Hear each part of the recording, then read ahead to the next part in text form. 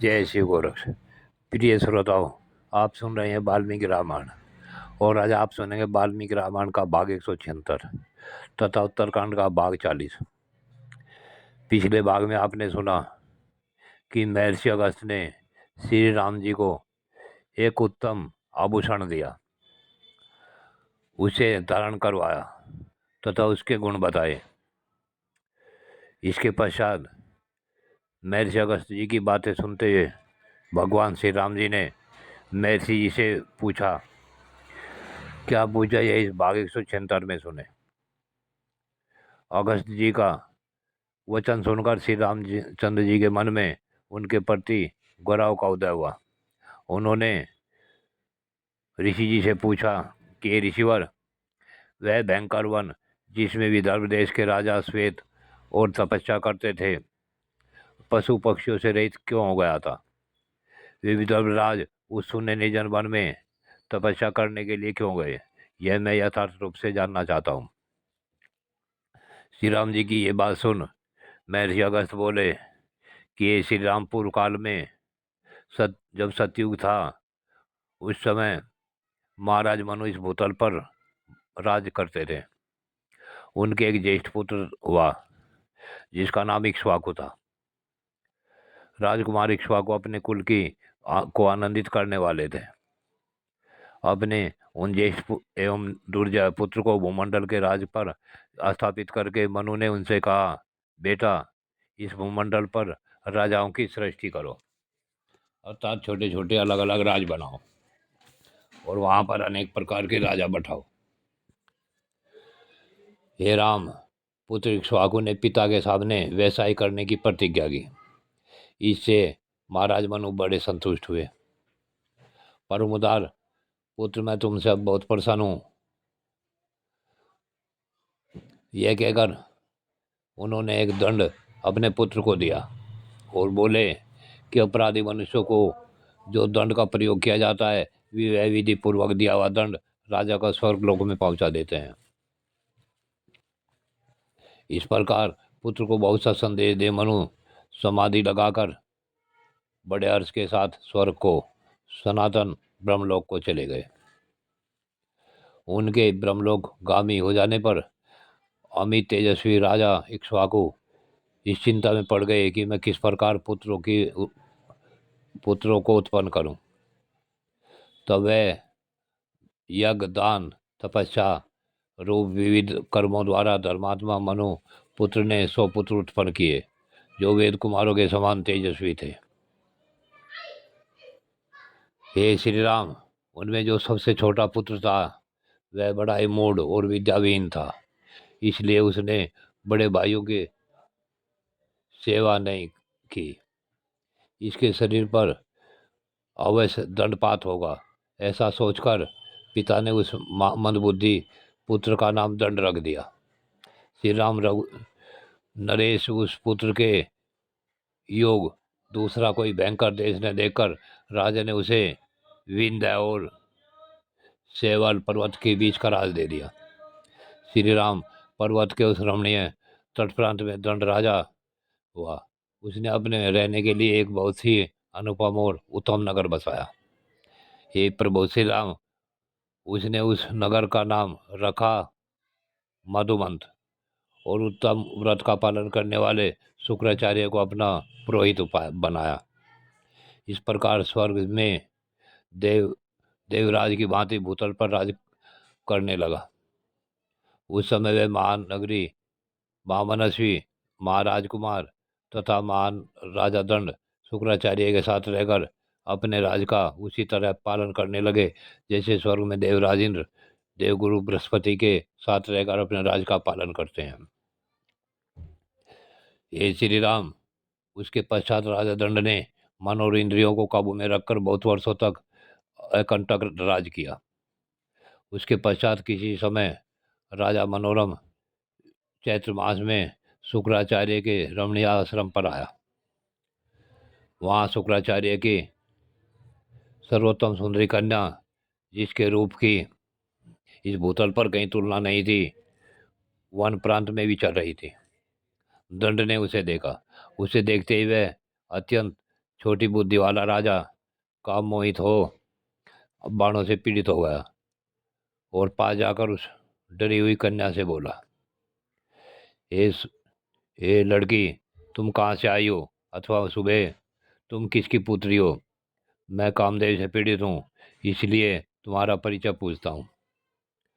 मोह से उन्मत्त होकर वह कामी राजा जब इस प्रकार पूछने लगा, तब भृगु कन्या ने विनयपूर्वक उससे इस प्रकार उत्तर दिया, हे राजा, तुम्हें ज्ञात होना चाहिए, मैं पुण्य कर्मा शुक्र देवता की ज्येष्ठ पुत्री हूँ।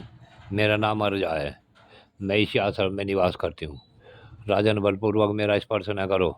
मैं पिता के अधीन रहने वाली कुमारी कन्या हूँ। हे राजन, मेरे पिता तुम्हारे गुरु हैं और तुम उस महात्मा के शिष्य हो। हे नरश्रेष्ठ, वे महातपस्वी हैं। यदि कुपित हो तो तुम्हें बड़ी भारी विपत्तियों का सामना करना पड़ सकता है। यदि मुझसे तुम्हें दूसरा ही काम लेना है और तुम्हें मुझे अपनी भार्या बनाना है, तो धर्मशास्त्रोक्त सन्मार्ग से चलकर मेरे मातेजस्वी पिता से मुझको मांग लो, अन्यथा तुम्हें अपने स्वेच्छाचार का बड़ा भयानक दंड प्राप्त होगा। मेरे पिता अपनी क्रोधाग्नि से सारी त्रिलोकी को भी भस्म कर सकते हैं। अतः सुंदर अंगों वाले नरेश, तुम बलात्कार न करो। तुम्हारे याचना करने पर पिता जी मुझे अवश्य तुम्हारे हाथ में सौंप देंगे। जब अर्जा ऐसी बातें कह रही थी, उस समय काम के अधीन हुए दंड ने मदोन्मत्त होकर दोनों हाथ सिर पर जोड़ दिए, इस प्रकार बोला, हे सुंदरी, कृपा करो, समय न बिताओ, वरना ने तुम्हारे लिए मेरे प्राण निकले जा रहे हैं। तुम्हें प्राप्त कर लेने पर मेरा वध हो जाए अथवा मुझे अत्यंत दारुण दुख प्राप्त हो तो भी मैं कोई चिंता नहीं करता। वीरू, मैं तुम्हारा भक्त हूँ। अत्यंत व्याकुल हुए मुझे अपने सेवक को स्वीकार करो। ऐसा कहकर उस बलवान नरेश ने उस भार्गव कन्या को बलपूर्वक दोनों भुजाओं में भर लिया। वह उसकी पकड़ से छूटने के लिए छटपटाने लगी, तो भी उसने अपनी इच्छा के अनुसार उसके साथ समागम किया। वह अत्यंत दारुण एवं महाभयंकर अनर्थ करके दंड तुरंत ही अपने उत्तम नगर मधुमंत में चला गया। अर्जा भी भयभीत हो रोती हुई आश्रम के पास ही अपने देवतुल्य पिता के आने की राह देखने लगी। 2 घड़ी बाद किसी शिष्य के मुंह से अर्जा के ऊपर किए गए बलात्कार की बात सुन अमित तेजस्वी देवर्षि शुक्र भूख से पीड़ित हो शिष्यों से घिरे हुए अपने आश्रम को लौट आए। उन्होंने देखा अर्जा दुखी होकर रो रही है, उसके शरीर में धूल लिपटी हुई है। देवर्षि शुक्र का रोष बढ़ गया और वे तीनों लोगों को दग्ध करते हुए अपने शिष्यों से इस प्रकार बोले, सेवकों सहित उस दुर्बुद्धि एवं दुरात्मा राजा के विनाश का समय आ गया है। उस दुर्बुद्धि ने जब ऐसा घोर पाप किया है, तब उसे उस पाप कर्म का फल अवश्य प्राप्त होगा। पाप कर्म का आचरण करने वाला वह दुर्बुद्धि नरेश 7 रात के भीतर ही पुत्र, सेना और सवारियों सहित नष्ट हो जाएगा। खोटे विचार वाले इस राजा के राज को जो सब ओर से स्वस्थ है, देवराज इंद्र भारी धूल की वर्षा करके नष्ट कर देंगे। यहाँ जो सब प्रकार के अस्थावर जंगम और निवास करने वाले हैं, इस धूल की भारी आंधी वर्षा से सब और विहीन हो जाएंगे। जहाँ तक इसका राज है, वहाँ तक वे समस्त चराचर प्राणी 7 रात तक केवल धूल की वर्षा पाकर अदृश्य हो जाएंगे। ऐसा कहकर क्रोध से लालाग किए शुक्र ने उस आश्रम में निवास करने वाले लोगों से कहा, दंड के राज की सीमा के अंत में जो देश है, उसमें जाकर निवास करो। शुक्राचार्य की यह बात सुन आश्रम वासी मनुष्य उस राज से निकल गए और सीमा से बाहर जाकर निवास करने लगे। आश्रमवासी मुनियों से ऐसी बात कहकर शुक्र ने अर्जा से कहा, खोटी बुद्धि वाली लड़की, तो यदि इस आश्रम में मन को परमात्मा के ध्यान में एकाग्र करके रख, और यह जो 1 योजन फैला हुआ सुंदर तालाब है, इसका तो निश्चिंत होकर उपभोग कर और अपने अपराध की निवृत्ति के लिए यहाँ तक समय की प्रतीक्षा करती रहे। जो जीव उन रात्रियों में तुम्हारे समीप होंगे वे कभी भी धूल की वर्षा से मारे नहीं जाएंगे, सदा बने रहेंगे। ब्रह्मर्षि का यह आदेश सुनकर वे भृगु कन्या अर्जा अत्यंत दुखित होने पर भी अपने पिता भार्गव से बोली, बहुत अच्छा। ऐसा कहकर शुक्र ने दूसरे राज्य में जाकर निवास किया तथा उस ब्रह्मवादी के कथनानुसार राजा दंड का वह राज सेवक सेना और सवारियां सहित 7 दिन में भस्म हो गया। हे राजन, श्री राम विंध्य और सेवलगिरी के मध्य भाग में दंड का जो राज था वह धर्मयुग कृतयुग में धर्म विरुद्ध आचरण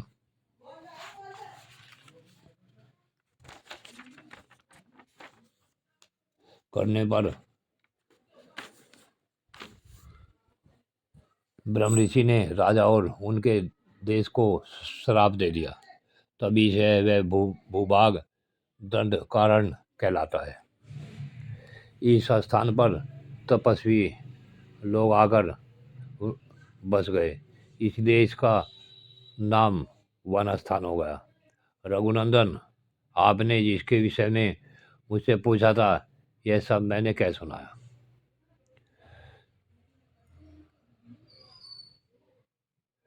वीर, अब संध्या उपासना का समय बीता जा रहा है। पुरुष सिंह सब ओर से सब महर्षि स्नान कर चुकने के बाद बड़े बड़े घड़े लेकर सूर्य देव की उपासना कर रहे हैं। इसलिए अब आप भी सूर्य देव की उपासना करें और अयोध्यापुरी को लौट जाएं। जय शिव गोरख। प्रिय श्रोताओं, यह कथा आज यहीं पूर्ण होती है। आगे की कथा अगले भाग में।